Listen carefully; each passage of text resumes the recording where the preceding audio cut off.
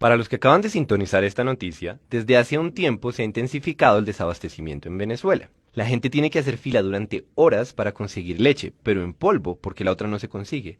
Hay escasez de mantequilla, queso y también de carne de res, pollo, harina, azúcar, aceite, arroz, café, papel higiénico, pañales, detergente, cloro y champú.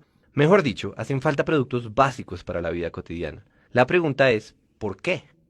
Algunos se refieren a los intentos de sabotaje por parte de los opositores. Otros culpan a Maduro como un líder mucho menos carismático y capaz que Hugo Chávez. Y como estas hay muchas explicaciones. La caída del precio del petróleo, por ejemplo, es una noticia particularmente mala para Venezuela. Sin embargo, el verdadero problema, el estructural, es que Venezuela implementó una serie de medidas económicas y aunque estaban inspiradas en buenas intenciones, el tiro está saliendo por la culata. Pero antes de hablar de medidas económicas, pongámonos en contexto. Cuando los expertos dicen que la economía venezolana está fallando, la idea de fondo es que Venezuela, en lugar de economizar recursos, los desperdicia. Así de puntual es el problema.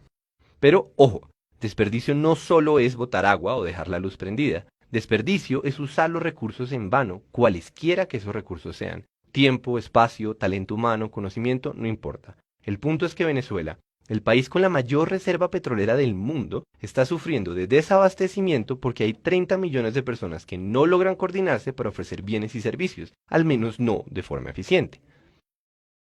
Entonces, si en efecto esto es lo que está pasando, busquemos la evidencia. Un buen lugar para comenzar es PDVSA, que es como Ecopetrol, pero en Venezuela. Por extraño que parezca, además de extraer petróleo y venderlo en el exterior, PDVSA importa alimentos para distribuirlos como parte de su misión de abastecer al pueblo venezolano. No es que esto esté mal en sí mismo, ni tampoco que este hecho pueda explicar el desabastecimiento, pero es muy diciente que una petrolera sea la entidad elegida para entregar alimentos. Ahora piensen en la burocracia en Venezuela. Por ejemplo, para importar productos hay que comprar dólares, pero resulta que en Venezuela el Estado es el que vende dólares y entonces hay que pasar por un proceso burocrático que puede durar meses antes de importar cualquier cosa. Por otra parte, las empresas nacionalizadas en este momento no producen ni una cuarta parte de lo que producían antes y en cambio se pasan su tiempo llenando formularios, solicitudes, informes y todo tipo de papeleo para poder hacer su trabajo. Para colmo, se han perdido toneladas de alimentos que se pudrieron en almacenes porque nadie los llevó a su punto de entrega. Eso sin mencionar la corrupción que se come en los recursos del país y las fallas de coordinación que hacen que todo sea más lento. Y lo más grave es que este fenómeno se alimenta a sí mismo. El tiempo que los venezolanos gastan haciendo filas para poder comprar los productos que necesitan es una consecuencia del desabastecimiento, pero también es la causa de más ineficiencia. Estamos hablando de millones de horas humanas que se van a la basura y que se hubieran podido utilizar para mejorar la situación del país. Otra fuente de desperdicios es el esfuerzo que gasta el gobierno venezolano vigilando que nadie compre más de la cuenta o que no vendan en mercados negros. Claro, como no hay comida suficiente, muchas personas compran todo lo que se puedan llevar, pero eso solo intensifica el problema del desabastecimiento. Entonces, el Estado decidió implementar controles para identificar a los compradores y evitar que acaparen muchos productos. En algunas zonas del país se llegó al extremo de usar tecnología biométrica para realizar estos controles. Esos son algunos ejemplos. La pregunta es, ¿por qué está pasando todo esto? Y aquí es que entra la carreta teórica. Coordinar los esfuerzos de millones de personas es algo que desborda las capacidades de cualquier grupo de funcionarios. La mayoría de los gobiernos no se ponen el trabajo de decidir cómo se deben utilizar los millones de recursos que tiene un país, literalmente millones. Lo que hacen es establecer las reglas del juego. En la práctica, no centralizar la economía implica coger un problema descomunalmente grande y romperlo en muchos pedazos. En lugar de que alguien pregunte ¿qué debe hacer el país?, todos los ciudadanos se preguntan ¿qué voy a hacer yo? ¿Qué compro? ¿Qué vendo? ¿En dónde trabajo? Y la suma de estas decisiones individuales determina el rumbo de la economía.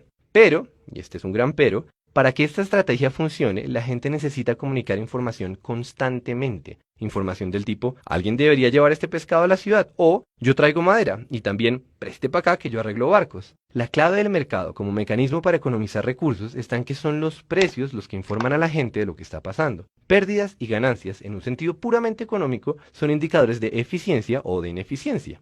Entonces, sin pedirle permiso a ninguna autoridad centralizada, cada individuo toma sus propias decisiones. Esas decisiones afectan los precios y los precios comunican esa nueva información para que otras personas puedan tomar otras decisiones.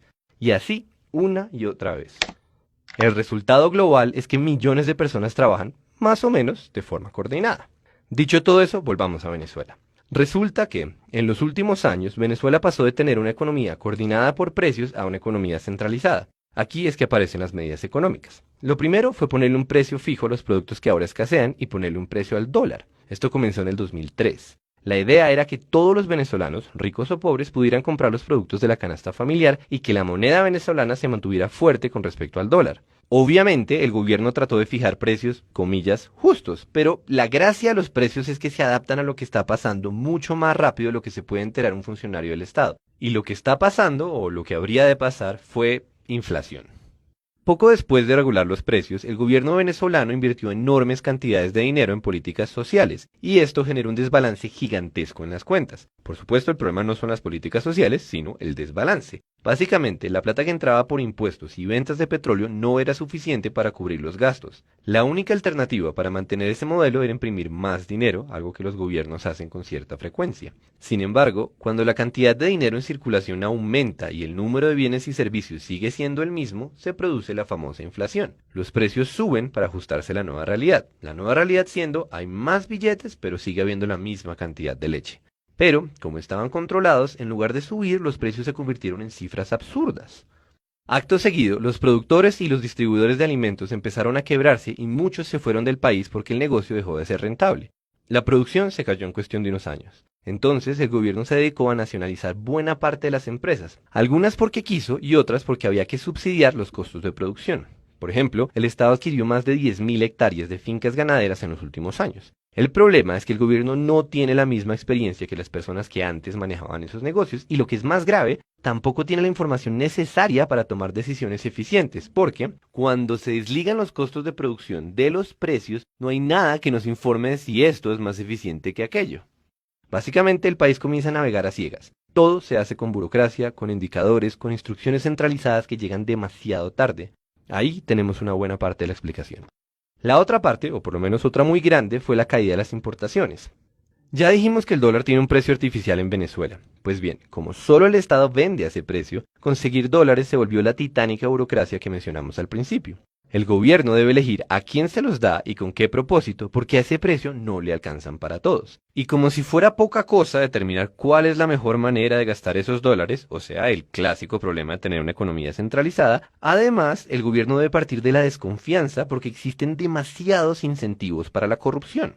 Está el mercado negro, que también es una consecuencia de regular los precios. Piensen que todo aquel que logra comprarle al Estado un dólar o un pollo puede revender esas cosas, pero mucho más caras. Y por otro lado está la dificultad de controlar que nadie se robe los recursos públicos.